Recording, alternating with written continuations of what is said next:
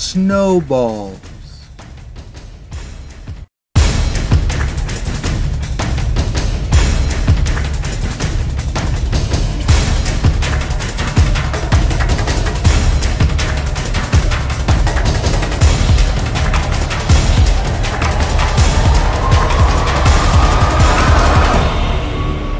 Okay, ladies and gentlemen, welcome to Snowballs.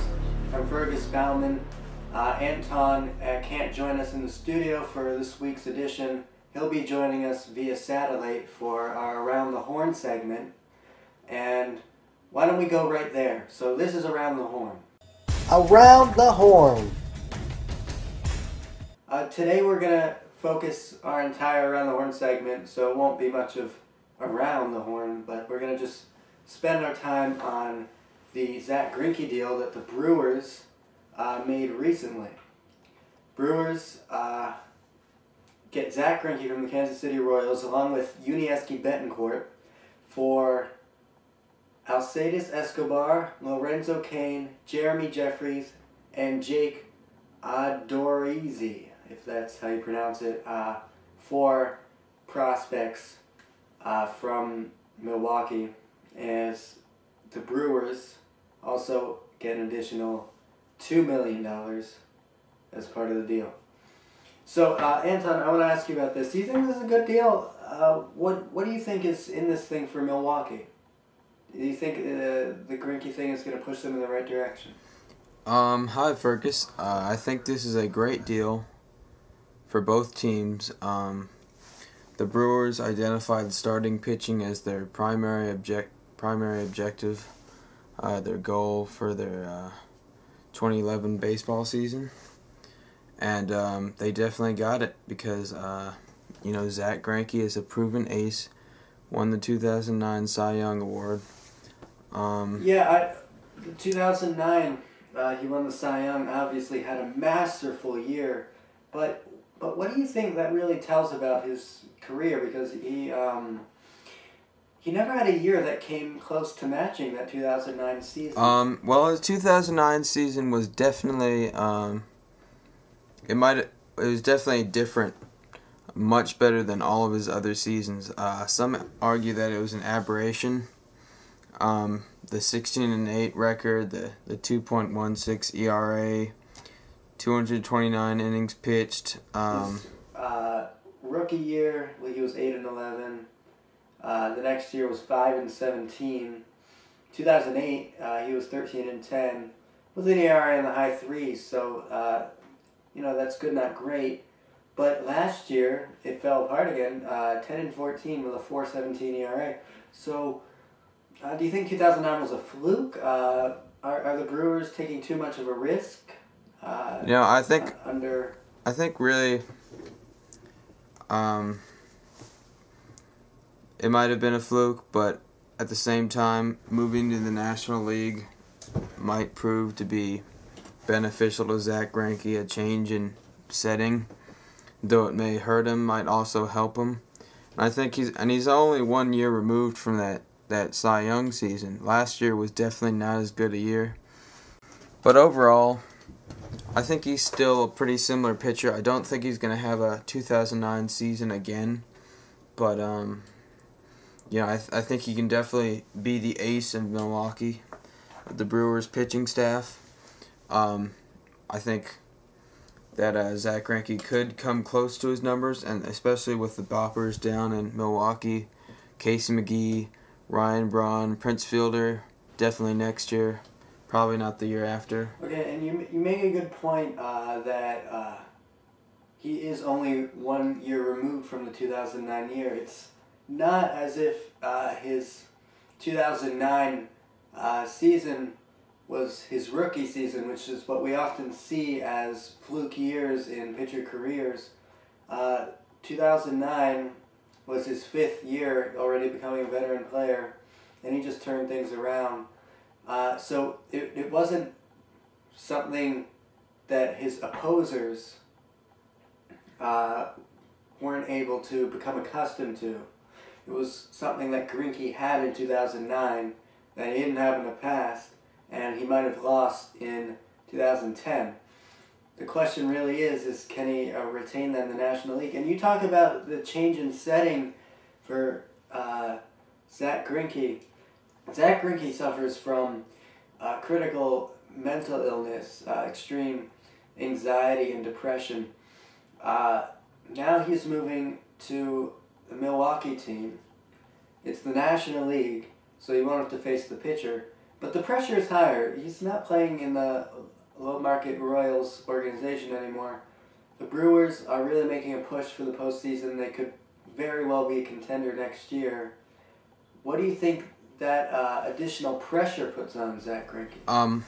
That's a good question, Fergus. I think the change in setting will cause a slight effect on his pitching. But I think the move to the National League will make him a stronger pitcher. I think the location isn't really that different. They're probably mid-level market teams.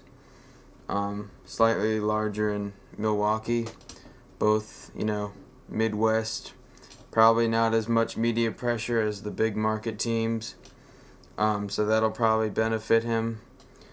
Pressure, there might be a little bit more because they have fielded competitive teams in the past, the Milwaukee Brewers, but I honestly don't think that it'll change that much the way he pitches. I think they're a pretty good fit. Well, I actually agree with you. I don't see the Brewers as being a drastic change in setting for Zach Greinke where it's going to affect the way he pitches. But other teams were looking into Zach Greinke, and one of them included the New York Yankees, which is obviously a huge burden of pressure on any player who's never played New York before.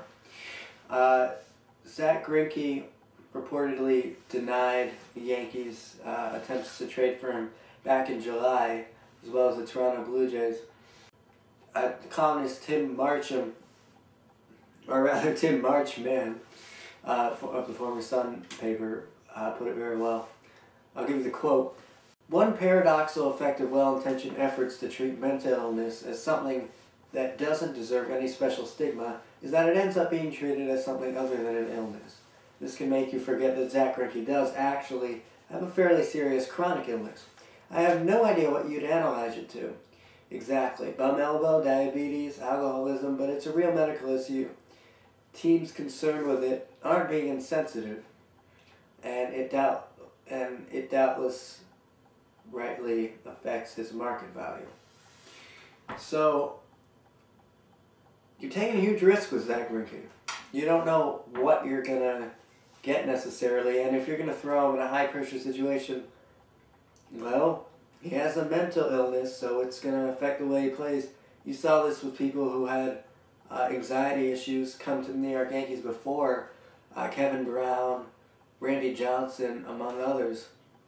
So, probably a good move by the Yankees to not get aggressive with him and save Jesus Montero for either their own purposes or a trade package that could be very beneficial to them, more so than that. But there's definitely, you can't throw aside the fact that there is going to be additional pressure in Milwaukee for Zach Greinke. Already the fans are becoming really excited by him. Apparently, the Milwaukee Brewers added 1,500 new season seed account holders in the first 3 days since the trade, whereas they added only 400 new account holders for the 2+ months, the first 2+ months of the entire offseason. So the fans are very excited about it. So Greinke's going to draw big crowds, and there's going to be pressure on him to help the Brewers become a contending team. And Anton, will the addition of Greinke actually help the Brewers contend? Because, he is just one pitcher. I think the Brewers will contend next year because of their newfound pitching staff. Their additions, Zach Greinke and Yovani Gallardo and Sean Markham, and then the other solid 4th and 5th starters who may be Dave Bush or Randy Wolf or Chris Navarson or someone of that ilk. I think those guys are good enough to propel the Brewers to at least a competitive team. Their bullpen needs work. John Axford is a good closer, but other than that, it's a little shaky. But obviously they got tough competition with the Reds. I honestly still think the Reds are the team to beat in the Central, as well as the Cardinals. Actually, I think the Cardinals are still better, but I think it's going to be a 3-team race over in the Central. Well, a 3-team race. Divisions are becoming more and more competitive in baseball. So really, in every division of baseball, there's at least 3 teams in full contention for the division, other than the NL East this year. And that's going to be dominated by the Phillies. And likely the postseason is going to be dominated by the Phillies based on the starting pitching they've acquired. So we look forward to that.